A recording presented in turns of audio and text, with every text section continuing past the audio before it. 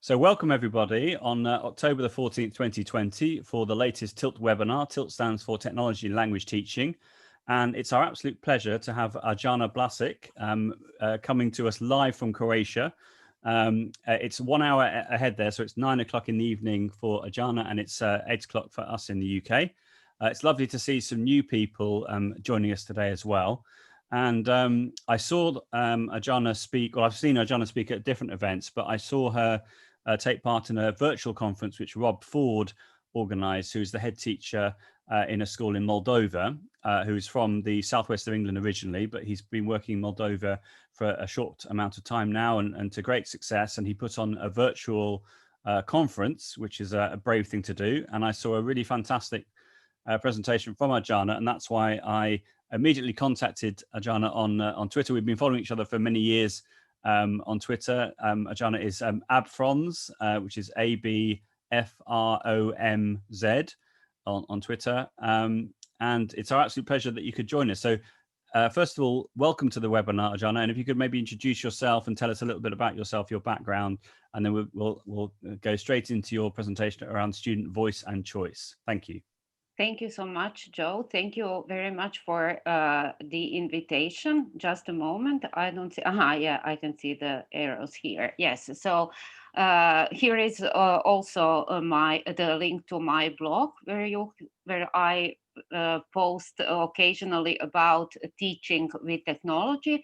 And as you said, my Twitter handle is AB from Z, which actually means Arjana Blazic from Zagreb. And Zagreb is where I'm from in Croatia, where I am right now, and where I teach at the 9th high school. My students are 15 to 18 years old. And I teach, right now I'm teaching English. I also teach German. And right now we are still a face-to-face school, but today we had a class with one student with COVID. I'm not teaching in this class, but this class went online today, and who knows how long we will be face-to-face. So I also wanted to say that I have 5 classes that I teach face-to-face, but I also have 5 lessons of elective teaching class that with 5 classes that I teach online. So it's only online. So I do a combination of face-to-face and fully online. And before September, I was seconded to the Ministry of Education in Croatia, where I worked for 2.5 years on the as a teacher trainer. I supported teachers in the implementation of the curricular reform here in Croatia, and I'm also one of the authors of the Croatian National Curriculum for English language and also for the use of ICT as a cross-curricular topic. And I'm really very much into technology and how you can use technology to make teaching more effective for your students. And that's why the topic of my presentation tonight is about giving students choice and voice. I would like to start with this quote by a well-known Canadian educator, George Couros, it is from his book, Innovator's Mindset. He says that the job of a teacher is sometimes simply to be the spark, to help build confidence and then get out of the way. And I'm sure that you would all agree with me that this is what we want. We want to motivate our students to learn with pleasure. And then we are there to be their support to help them, but it is their learning. Just one question, do you see my full screen or do you see should I put away this? No, it's fine. We can see your full screen. It looks beautiful. It's all good. Okay. It's all good. Okay. Yes. Thank you, Joe. You're welcome. So, and then if I continue with George Kouros and this graphic of his from his book about 8 things that we want to see in our classroom, is that we all would agree that we want our students to be innovators, creators, to think critically, to not only to solve problems, but to find problems that they will solve, to self-assess their work, to reflect on their work, connect with other students, and of course, we want to give them a voice and choice. And this is what I'm going to talk about. Because we want student-centered classroom, we want active participants, active learners who create new content, collaborate with others, and we also want our students to be decision makers. And decision makers, no matter where learning is happening, be it a physically distant classroom or fully online or maybe hybrid, we want to let them be decision makers, to be able to make decisions. And by decisions, I mean relevant decisions, substantial decisions, for example, about the learning process, because it is their learning. We want learning to be theirs. So we want them to decide on which learning pathways they will take, which strategies they will use, which learning materials and resources, at which pace, which order, and how they will demonstrate their learning, what final products they will create to show what they have learned. So it's about giving students the control of their learning of this process, but by no means do I want to say that it is that the teacher is not needed in the classroom. Quite to the contrary, the teacher is the ultimate decision maker in the classroom, and it is the teacher who decides about the learning outcomes that students need to achieve at the end of this learning process. But there are so many different ways that students can take, so many different pathways that they can take to achieve the intended learning outcomes. So it's the teacher who directs the learning, but also leaves students a lot of free space so that they can do the task, achieve the outcome, but so that it is what according to their interests, abilities, also previous knowledge, because they are all so different. There is not one size fits all, of course. And if we look at these two teachers, for example, both of them have the same. They want their students to achieve the same thing. They want them to write a summary of a text in 100 words. But for example, a teacher A will give her students this task, and only one task, that they read a text about a food festival and write a summary in 100 words. Whereas teacher B can do it differently, so that she provides her students with a choice, gives them 4 different tasks, but they need to choose one. But the outcome will be the same regardless of which task they choose. So they can choose to read the text about the food festival and then write a summary. They can watch a video that the teacher has prepared. They can explore a VR food festival, or they can even plan their own food festival. They can create it and then write a summary in 100 words. Students are different, and of course, it is up to us to allow them, to let them decide which of these tasks they would take. So it is, I think, important that we provide them with such opportunities, with choice. And some years ago, I was inspired by a video by our colleague Elacegev, who did an experiment with his third grade students. He gave them, it was called an exercise in creative thinking.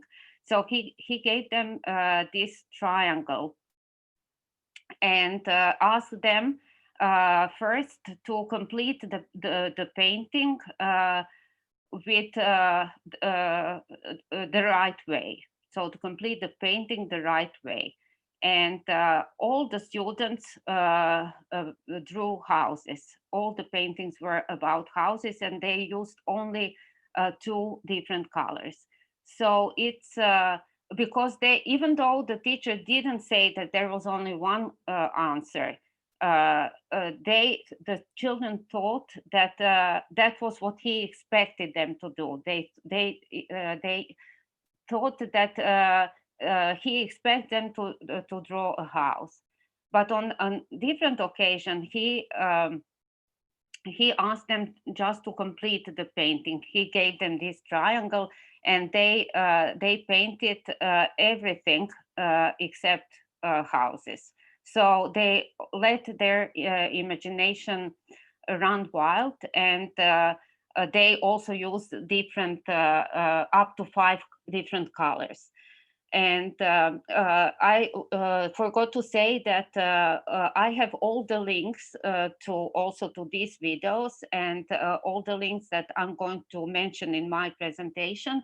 I have them all put in Google Sites that I will share with you at the end. So you will have all the links so that you can access this video and all the other materials that I mentioned in my presentation. So this showed that it is important that we allow our students to choose their learning pathway, because we want them to be the owners of their learning. It's their learning, it's not ours. So we want them to take control of their learning. And of course, once again, I'm not saying that the teacher is not necessary in the classroom. Quite to the contrary, the teacher is here to support and guide the students and help them develop their self-regulation skills. And I'm sure we have all seen that during lockdown, students need teachers really a lot, really very much. And it is important that they have teachers who will guide their learning, who will help them with achieving the learning outcomes, and also who will help them along the way. But also, I think we should allow them and give them free space that they will use to learn in the way that suits them best. So some years ago, I did my first project with a lot of different choices that I gave my students. So it was a project called e-literature project, or the book club at Deveta. Deveta is the Croatian word for the ninth, for number 9. So it's the book club at the 9th high school. And what I did, I gave them 2 tasks. The first one was to read a book in English. The only condition was that it should be a book of at least 50 pages. And I also gave them links to different websites where they could access free books, also audiobooks, so they could also listen to an audiobook, or they could borrow the book from a book from our library, or from me also, and also from they could buy a book. So it was up to them to decide what they wanted to read, because and also they had an option to choose graded readers for those who are struggling language learners. But those who read very often in English, they were very welcome to choose a book that in a full book. And so that was one task. And the other task was to create a book report, but not a book report where they would just retell the story. But I gave them different options that they could choose from. So they could create, for example, video trailers, they could create timelines or a Google map with all the events that happen in the book. Also Facebook profile for the main characters, so they could decide how they wanted to, how they would demonstrate their learning. And this project was really a success. All the students completed the task. They read a book and also created a book report in many different ways, and presented their reading in the classroom, and also their multimedia project. So it was very nice to see what different products they produced.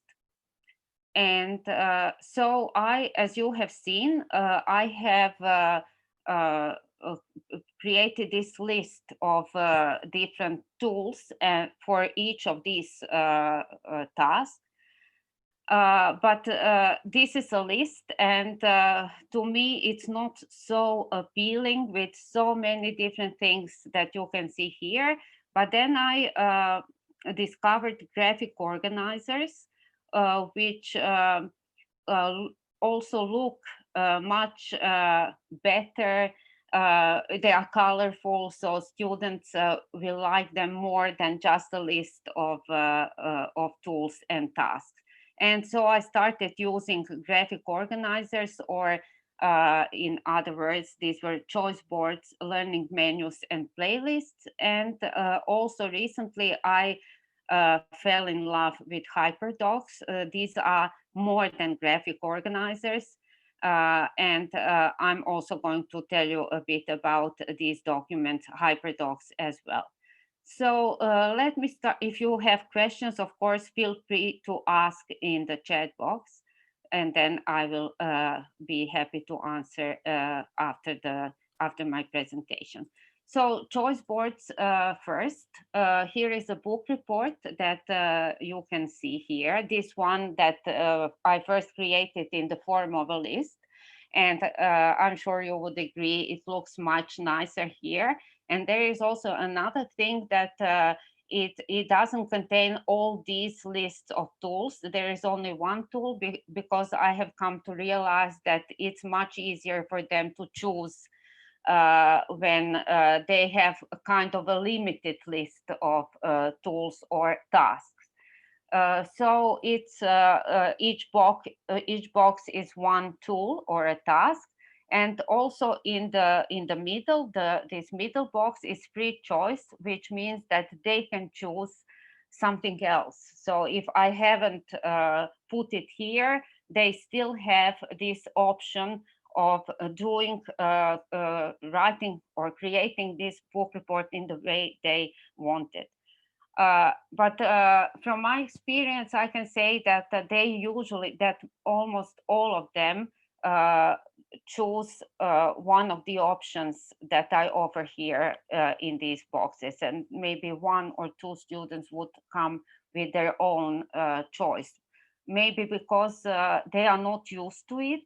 So at the beginning, when I introduced choice boards, especially in the first year, they are not so used to it, and then they of course they don't feel so confident that they can suggest their own tool or their own way of creating a book report. But then with time it changes, and as they become more confident, they might come with their own ideas. So in this book report they choose only one option.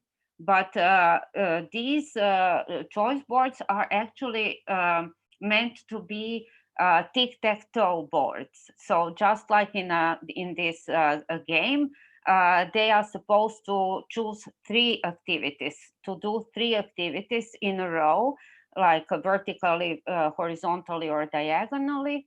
And this is a choice board I created to learn vocabulary. These are actually strategies for learning vocabulary, and in the middle there is also a free choice that they can use to to learn new words in the way that they find interesting or appealing, or that suit them best. So there are 9 boxes here, but you don't have to have 9 boxes on a choice board. For example, this one that I made for students to help them build a tutorial is in the form of a beehive, and it also contains free choice. So there are even fewer options in this one. These 3 that you can see on the screen right now have been made with Word, Microsoft Word, but I also discovered Google Slides, that Google Slides work really great with for these activities when you want to create them. So I mostly use Google Slides because Google Slides is so easy to edit and adapt things later, copy and share with students. So here on the left is an off-tech activities choice board that students do at home without technology. So during lockdown, it was kind of handy for students so that they don't spend so much time at their computers. And on the right is a choice board with games for early finishers. It is actually a combination of a choice board and a Bitmoji classroom. And I know that you've already seen webinars about Bitmoji classroom here with Joe. So it's a nice combination that you can use and create a choice board with your Bitmoji, and it's like in the classroom, and then there are all these devices.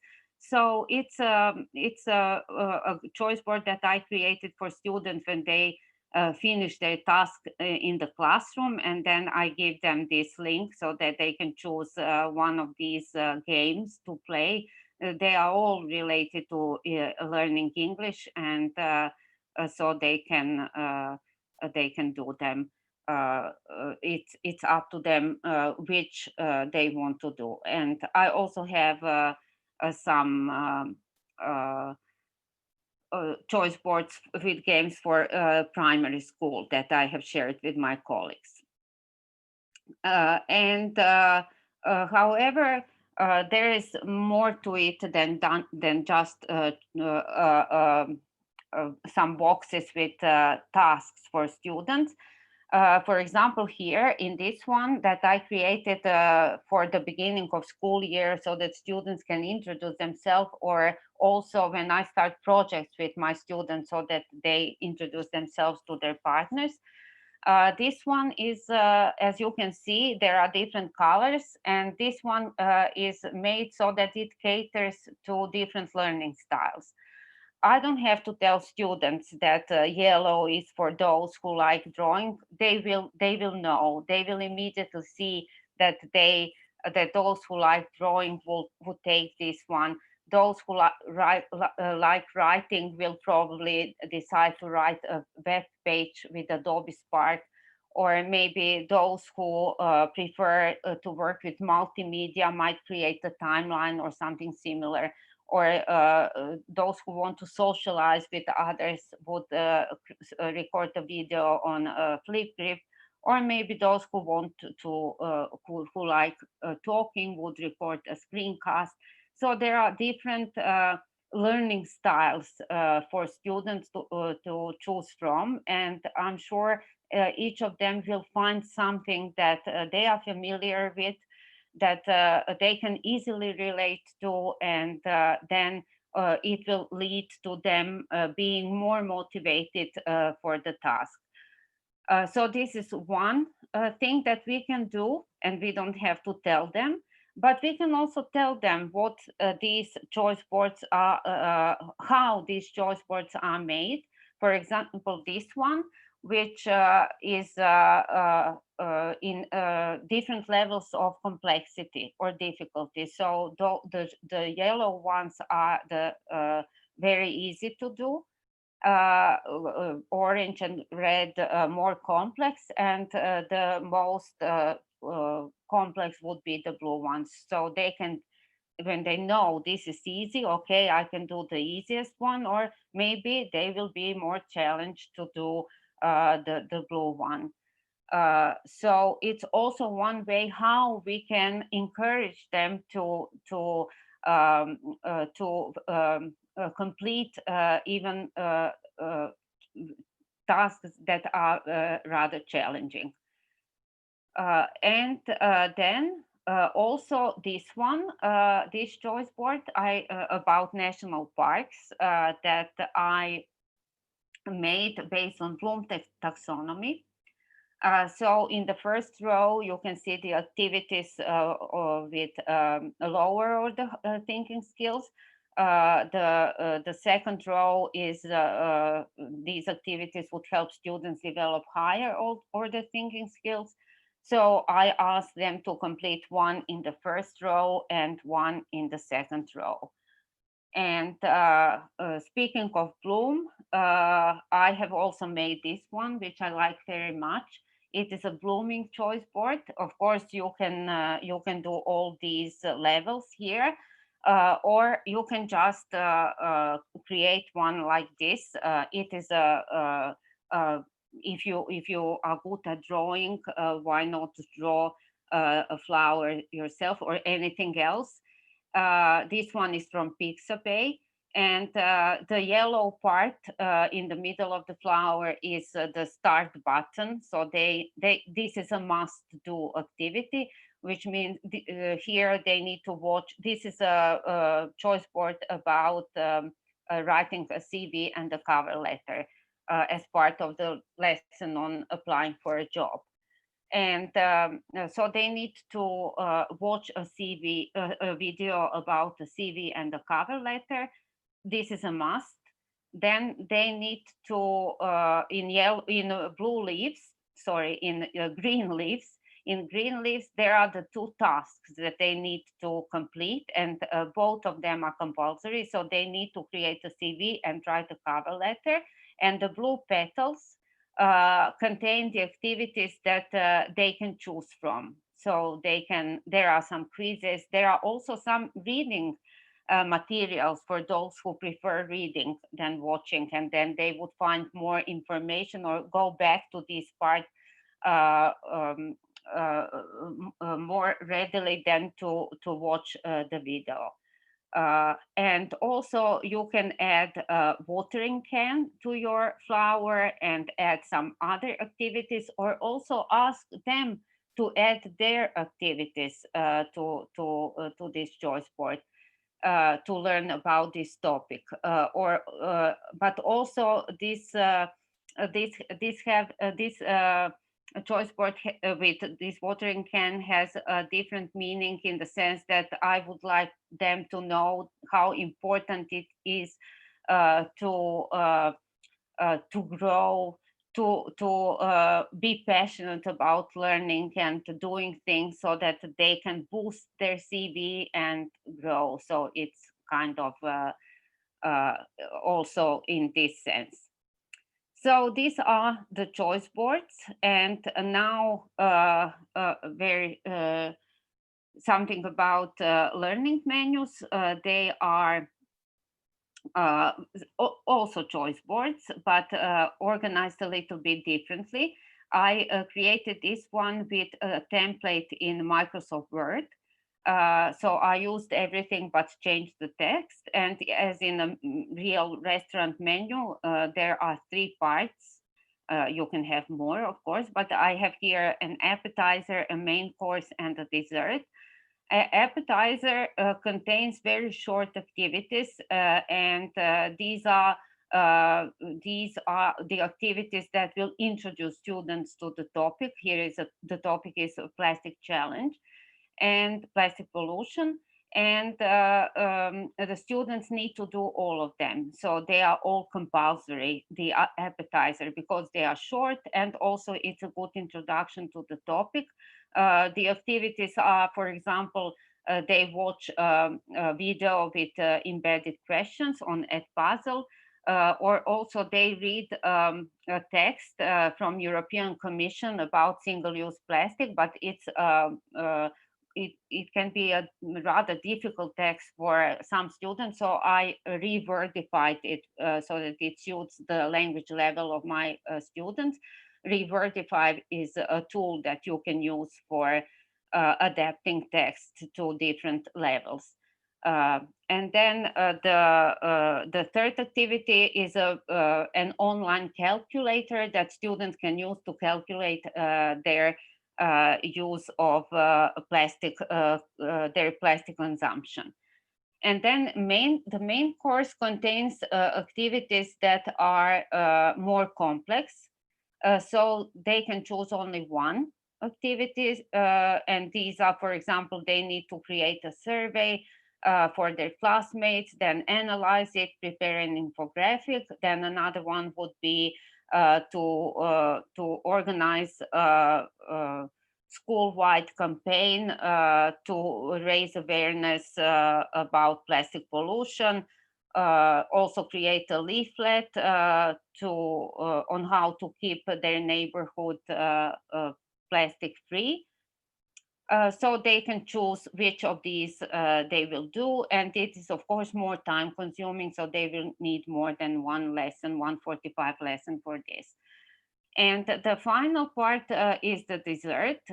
It's optional, as always, but dessert, as always, it is irresistible. And students do at least one activity because they are fun and interesting.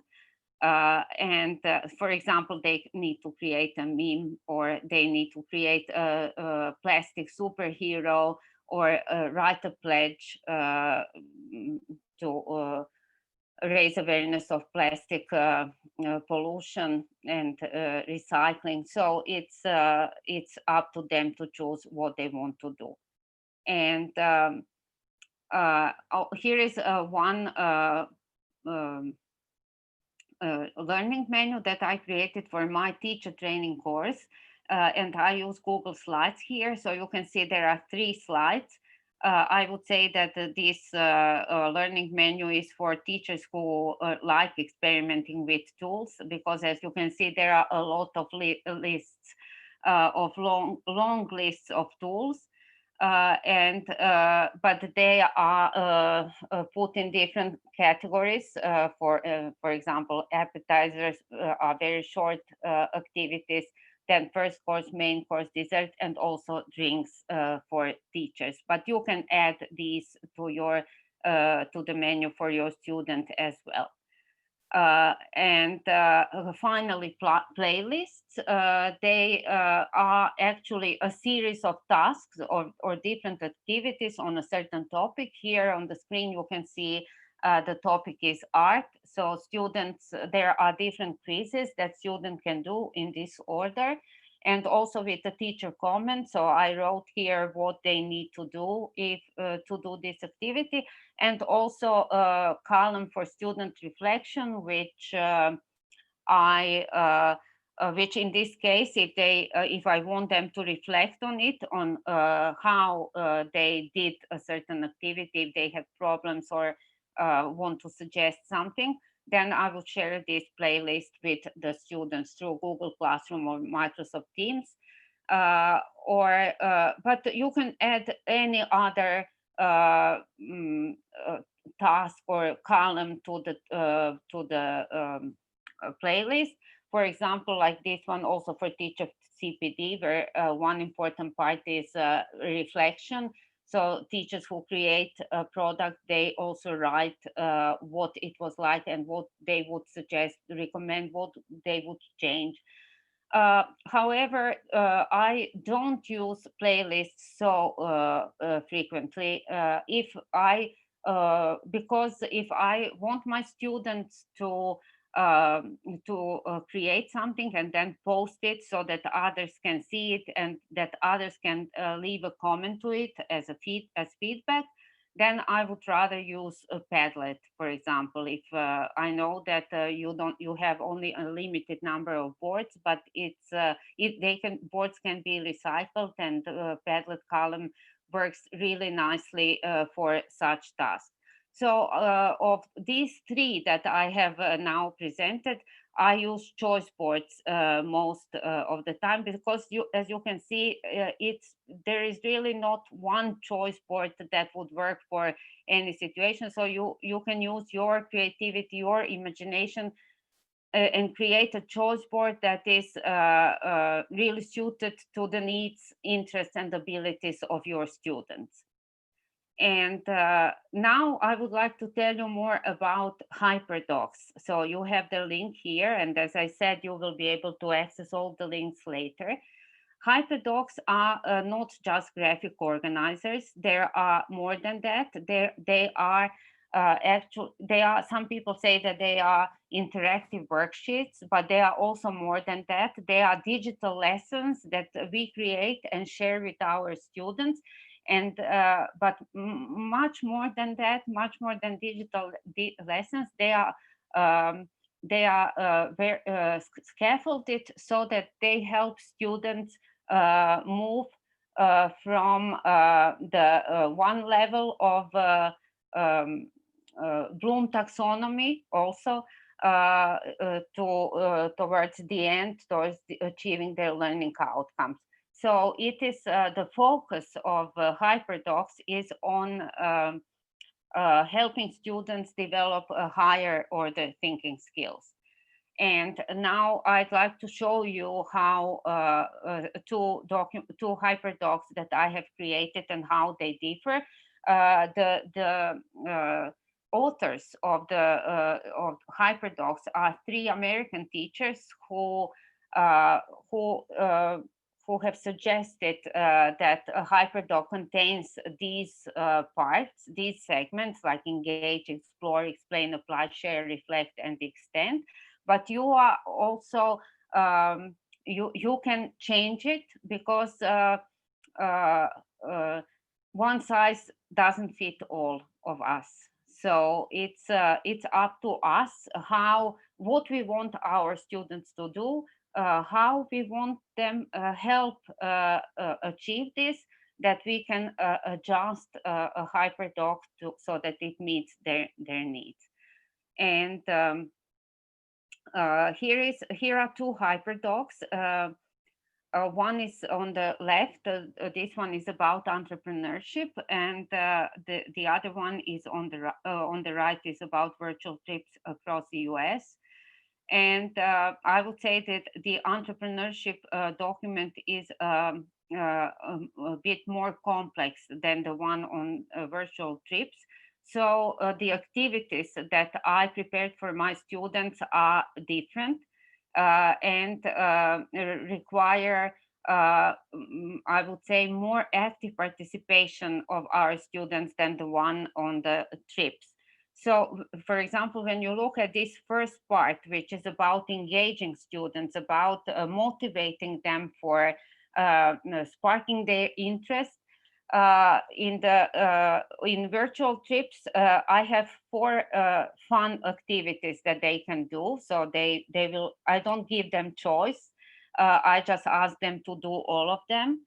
One is a jigsaw puzzle, so it's fun. They like it. The other is a video, which is actually a song about the United States. It's very nice. Check it out. Then there is a very short quiz, and also a quiz, but the answers are given immediately when they click on it. Whereas on the entrepreneur document, HyperDoc, I have this introduction as a photo, as a motivational poster, and some questions about them. And immediately here in this first activity, they need to to interact with this topic and with me. There is a linoid board that they write. So they write just something, it's very short about their experience with something they have achieved. And they never thought that they would. And then you can also see that the second section about exploring the materials and resources is different. So for example, in the virtual trips on the right, I already give them already here, they have a choice board. So they can choose one of these links. But they also have a free choice. So they have, if they have their own materials and resources, they can use them. And they can use, but these are very complex resources with a lot of information about the United States, the US states. So choosing only one of these would be enough for my students. Whereas here on the entrepreneurs HyperDoc, as you can see in these blue boxes, there are always some short activities that they need to interact with the material, write something on a board, do a quiz like this gap fill exercise. And also, and there is also a choice board here. They need to choose one of the two resources. One is reading, the other is watching. So those who prefer reading will choose reading. Those who prefer watching will choose watching. But most likely, many of them will click on both, and they will be interested in what is this text about, and maybe not watch or read the full text, but at least it will they will become interested in it. And also feedback to see how what they think about what they have watched or read. And then the third part, which is engaged, I changed it for the for the entrepreneur HyperDoc students. It's dig deeper because I wanted them to explore the EntreComp and then assess their entrepreneurial competence. So these are not, I'm not asking them to read the full EntreComp, but there is a brief introduction just to become acquainted with this document and then assess their competence and skills. Whereas on the right, there is one task that they can do, and as you can see, there is not much choice here. They have to write the introduction, the main part, and conclusion. But still they have some choice, because even though in the introduction they need to write these things, but in the main paragraph they can choose what they want to write about, and also they choose the state they want to explore. And the reason why I decided to do it this way is that they are familiar with writing essays. Whereas here in the entrepreneur HyperDoc, they are supposed to develop kind of a business plan. So that's why I think they need more input that will help them complete this task successfully. So it's sometimes I give them a lot of choice, at other times I don't, depending on the task, and also when I see how they are doing, I can easily adapt this HyperDoc for my next generation and see what they are struggling with. Then the apply section. Now my entrepreneur students have a choice of 6. They can choose one of the 6 things, and also they have a free choice to decide what they want to do. I also made this lean canvas for them that they can download and then work on it. Whereas the virtual trip students can, well, they have a choice. They can write it in Word or Adobe Spark or something similar. And they can also choose the state that they will explore. For this, I used Google a spreadsheet with a template, which allowed me to create a list of the US states, and they just tick a box and then write their name, and so the state is crossed out, so it means that it is taken, because I want them to so I want each student to explore a different state, so that at the end we have as many as possible. And it's on the first come, first served basis. So that's what they need to do. So, and then there is sharing. So they share their documents. In entrepreneur students will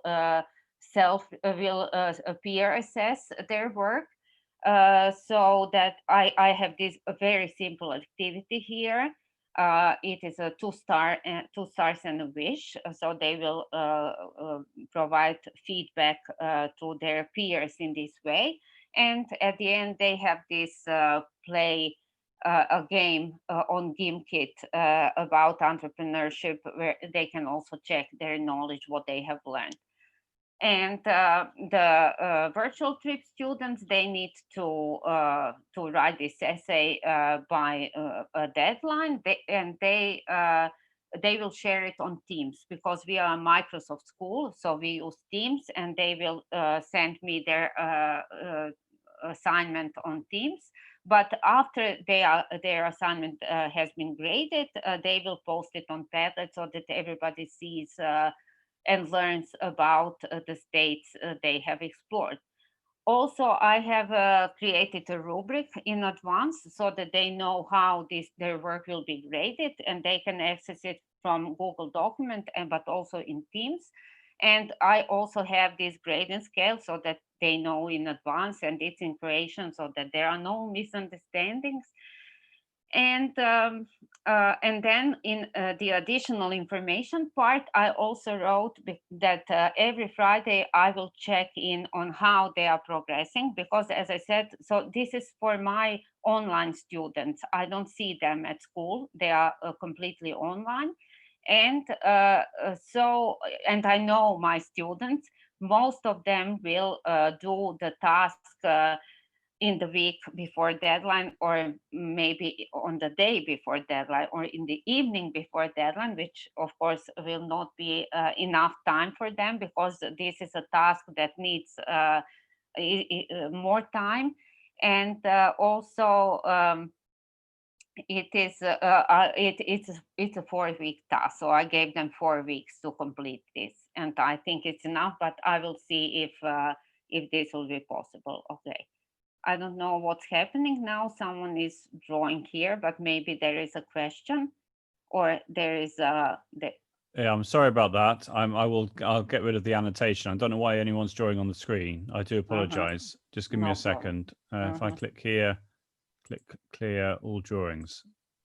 There we are. I'm sorry about that. Yeah, no problem. Okay, and finally, we communicate on Teams, and whenever they have questions, they already know that they can ask on the wall, not send me private messages, because everybody else has the same question. So we'll see how it works.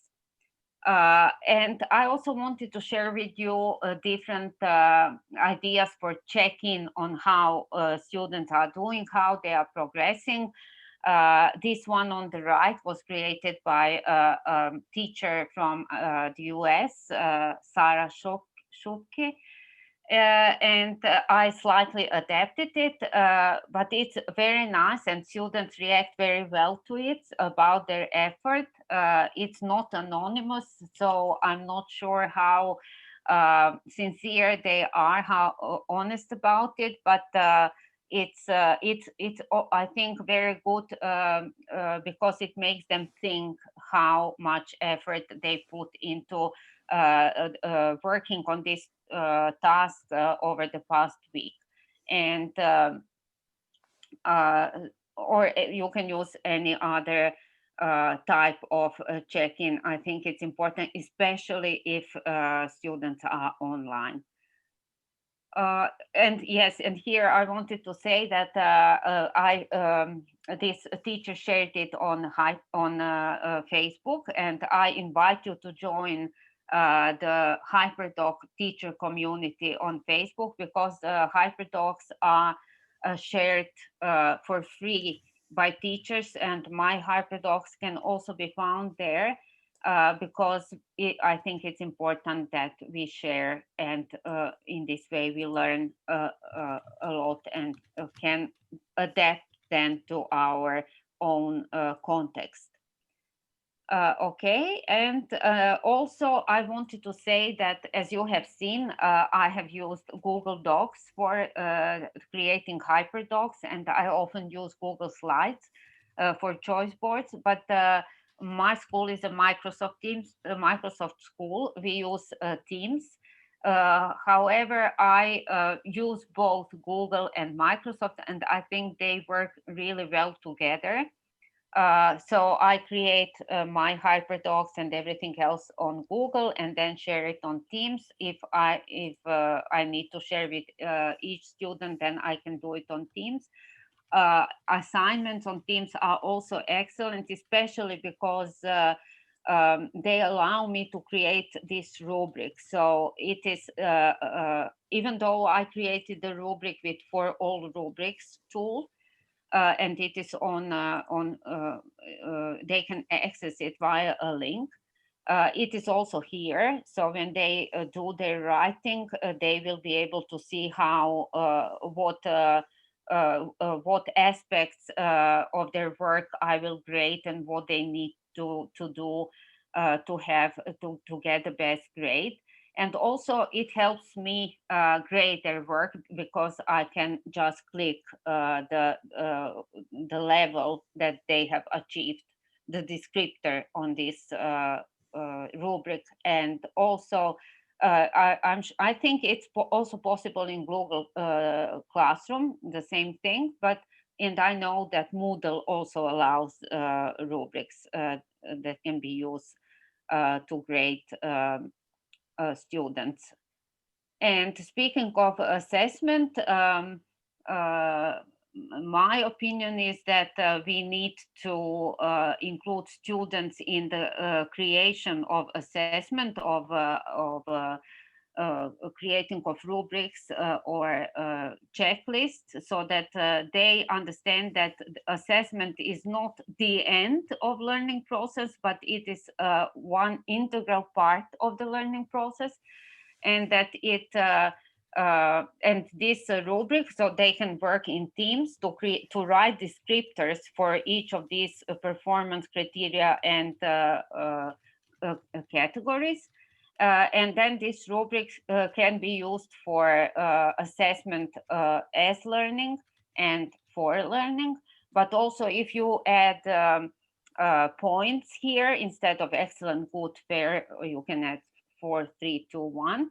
And then it can also be used for assessment of learning or summative assessment. And this is how I'm going to grade my students on this task. And finally, I would like to say that we teachers need to let our students create. There are so many things that they can use to show what they have learned, to demonstrate their learning. And so I think we need to be that spark that will help them be even more creative and make learning a pleasant experience. So how are you feeling now? I don't know if you are there or has anyone left. Joe, maybe it's only the two of us here. No, we're still here. We've still got Okay. 30 plus people watching. Oh, great. Okay. I've got some lovely questions for you as well, which we'll address in a moment. That's great. Okay. Yes. So if you feel like it, please go to this Mentimeter and write how you are feeling, like excited or angry. So it's see the results then later. And as promised at the beginning, I have this presentation, actually not yet, but I will do it after the webinar. All the slides will be there, but all the links are there. There is this bit.ly link that you can use, SVC, which means Student Voice and Choice, and AB from Z, that's me. Here, this is a Google Sites that I created for you, and you can find the links to all the choice boards, learning menus, playlists, and hyperdocs that I mentioned in my presentation, and also about a link to this assessment rubric. And you can also contact me on Twitter, AB from Z, or use this email if you want to contact me. And I'm now open to your questions.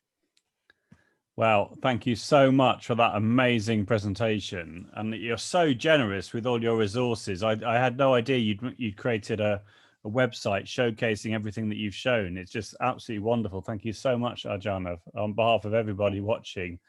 It's just brilliant. Thank you so much. So we've got some great questions. Mm-hmm. So we'll do them one at a time, if that's okay. So I'll do them in the order that they came. Yes. So the first question is, how does Arjana moderate students' work? How does she ensure that they do not go off track, for example? Well, it's difficult, of course, but this is what I do on Teams, so that I check in on how they are working with those students who I don't see face to face. I do it via Teams. So I make sure that I see that when I post something, I make sure that they like my post, that they reply to it. So it's difficult, because some students are not so keen on doing anything, but I think the lockdown teaching from March till June helped me, because they are used to having this virtual classroom where all the information is shared and where they can access their teacher. Because before I went to work for the ministry, I used Edmodo as a virtual classroom. So we had this space, but it was used only by me at school, and they didn't think of it as something that belongs to school, but it was rather something that I wanted them to have. But now it's different, because everybody is on Teams. So we have Teams ready for in case we go online, which might happen very easily next week, and which is already happening with one class at my school, and some schools in Croatia are already online. So I think it is important to for students to be aware of this, that there is this space that they can use, but also a lot of work of teachers. Absolutely. Well, I mean, as has been said a lot in the chat, you'll enjoy seeing the chat later, I'm sure. People have said, how much work this is obviously that you've done here. It's amazing. I mean, just on that point, do you think that the mindset of teachers and students have changed since, say, March in relation to the power of educational technology? So before, you were saying with Edmodo, it was basically you were the one that was using it. It wasn't really being used by the students particularly. Do you think that their mindset and their attitude towards educational technology has changed as a result of the pandemic? Well, yeah, I'm sure it has changed, and for me, for example, I like it. I really like it that we have this space that we can connect. Even though we are at school and we are face to face, that we have this space where we can easily share documents. I can send them some activities for extra practice if they need it. But also, some students told me that they appreciate it, yes, but they like being in the classroom Yeah.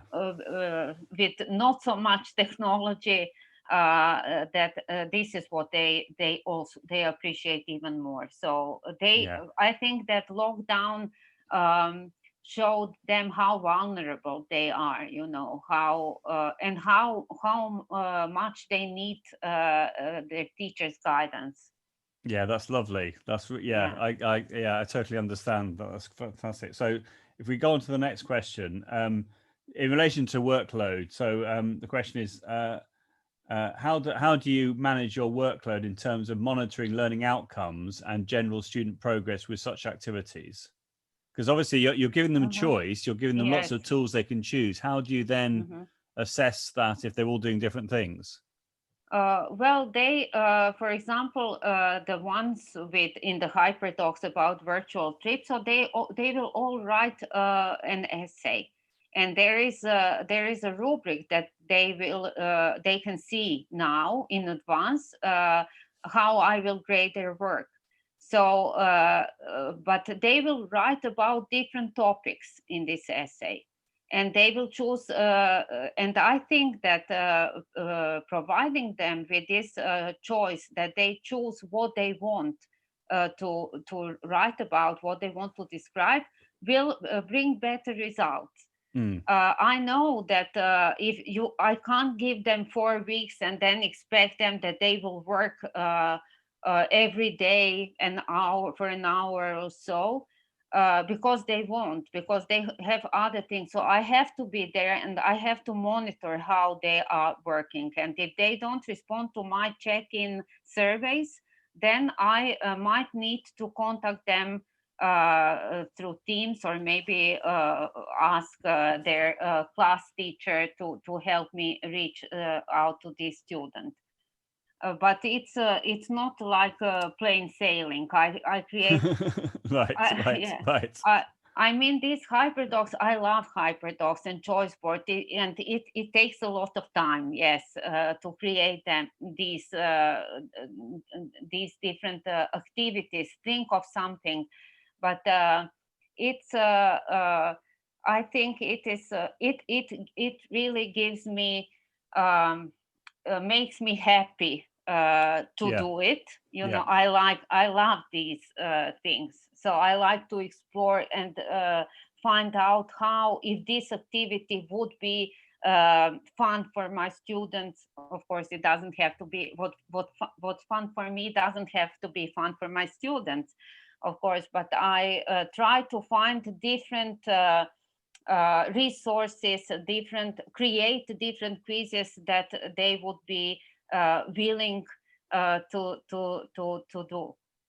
Fantastic. And once you've made the hyperdoc, you can then just reuse it the following year, or you can differentiate it and change it slightly.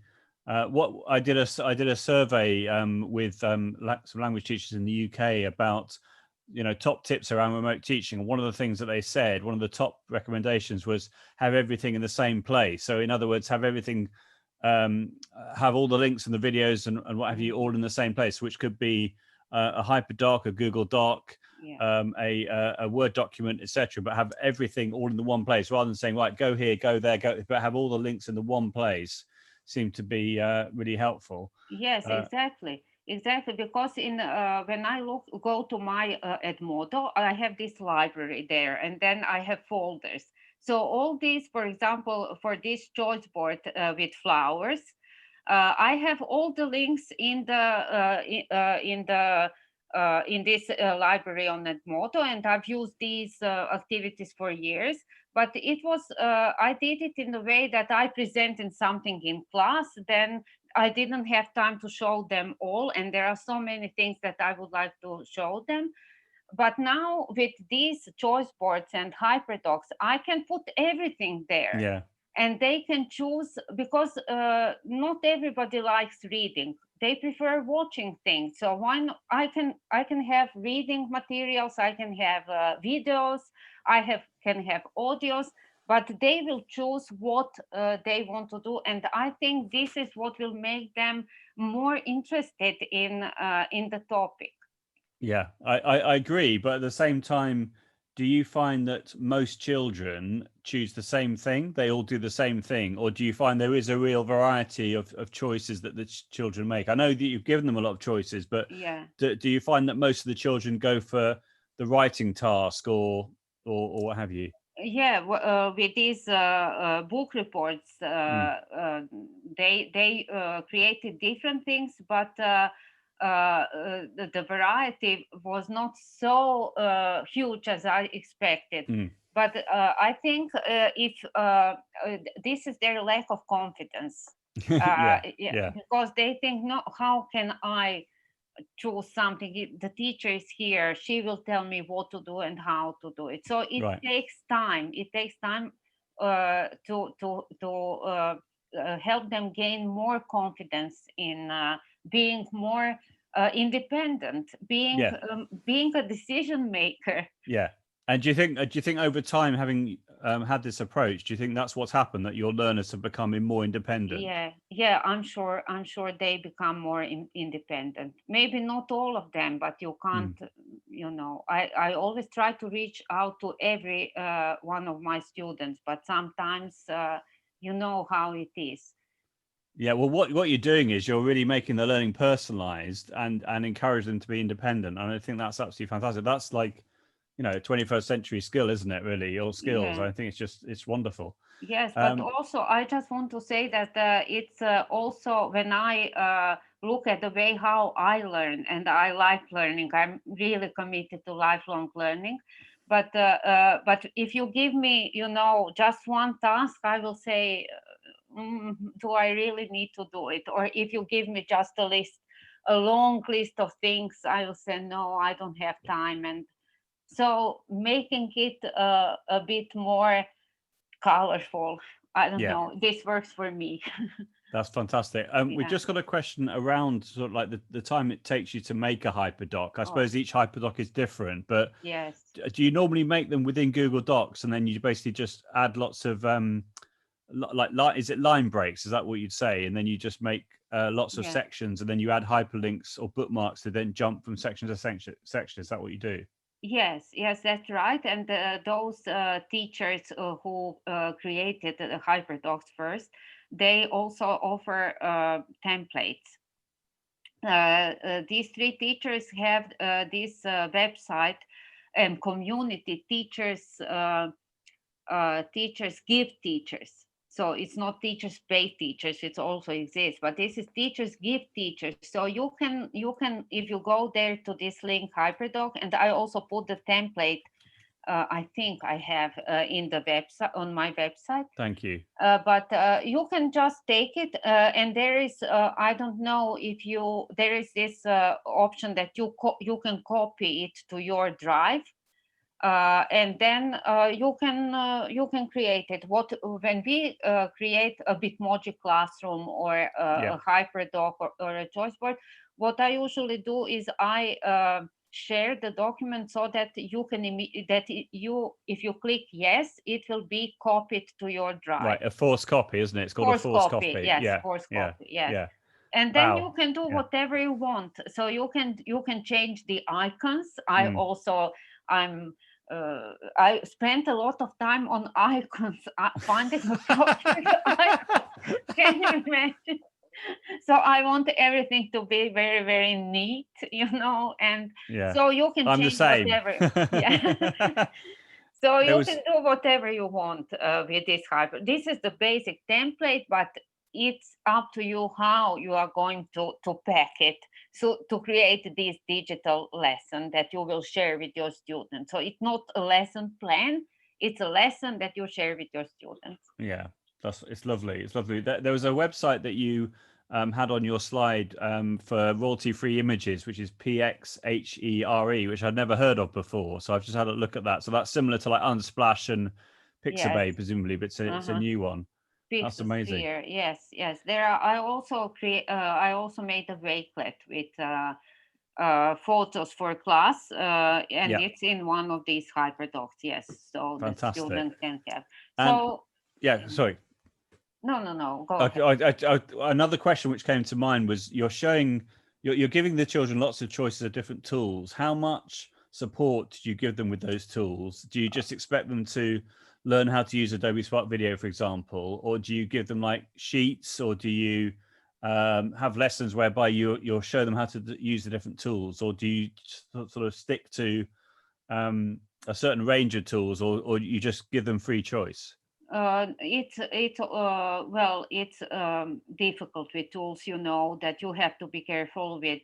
First of all, I try to find those that don't require registration. If it's not possible, then those that they can register for with their school account, because we have this Microsoft account, and for example, Flipgrid would work with it, so that I don't ask them to open accounts. So I avoid this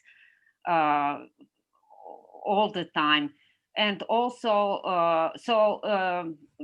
the tools where they don't need to register, like Padlet, Lino, Ideas Board, so that where they can write, and this is what I use. But if they want to create, for example, a tutorial, then they would need to register for Adobe Spark. But also it allows registration with Microsoft account, so their school account. That's right. And yes, and for tutorials, for example, they would use their mobile phone and create their videos. So it's if they want to use a tool, they can always ask me about how to use it, and I will provide them with tutorials or some handouts. Yeah, that's lovely. That's lovely. Okay, just the last question, if that's okay. This has been amazing. Thank you so much, Arjana. You mentioned the Facebook group for HyperDocs. What is the actual name of the group? Is it just HyperDocs, or HyperDocs for teachers, or? No, it's just HyperDocs. It's there are like I think 40,000 teachers there, and it's really an amazing group. Right. And I learned a lot in this group about HyperDocs. Also, on this website, they have free courses that you can take on how to create a HyperDoc and how to make it more than just a worksheet, so that you incorporate. And also another interesting thing, there is also a HyperDoc that you can use to check if your HyperDoc is a real HyperDoc, so that it develops. Really? Yeah. A HyperDoc checker. If you can use the summer scale, substitution, modification, and so on. Yeah. And to check if it really is a document, if it's really more than just an interactive worksheet or just a document with links, because it might look like a document with links, but it's more than that. Brilliant. Okay, well, I think we should stop on that bombshell. That's amazing. Thank you so much. It's been really, really, really brilliant. If you could unshare your screen, if that's okay, and then we'll just if people want to turn on their microphones, I'll just give people permission to do so. Okay. Which is, just give me 2 seconds. There we are. If you want to unmute yourselves and you want to turn your webcams on and then give Arjana a well-deserved round of applause, then that would be fantastic. I'm going to do it anyway. I think that's fantastic. So let's give Arjana a round of applause. Absolutely brilliant. Thank you everyone for your lovely questions as well. Many thanks. Great. Yeah, just great. Cornelia, hello. Fantastic. And you've given us your Twitter handle, which is @abfrom. So if people want to ask you questions afterwards, I'm sure you'd be more than happy to receive them. And thank you to Andreas as well for some lovely tweets. He's been tweeting through your presentation, so I've been retweeting it while multitasking, looking at everything else. But that's been it's been fabulous. Yeah, thank you so much. Rihanna, it was amazing as always. Thank you. Great. Well, these are all my friends. Oh, well, it's you, lovely. Andreas. It's just it's lovely, and you've really opened my eyes to Thank the you. importance of Alenka from choice. Grace. Yeah, it's great. Thank you. Yeah. Do you want to? If you want to turn your webcams on, feel free. We are still recording, but if you're feeling shy, then that's not a problem. But in fact, let me stop recording now, and then Okay. like that.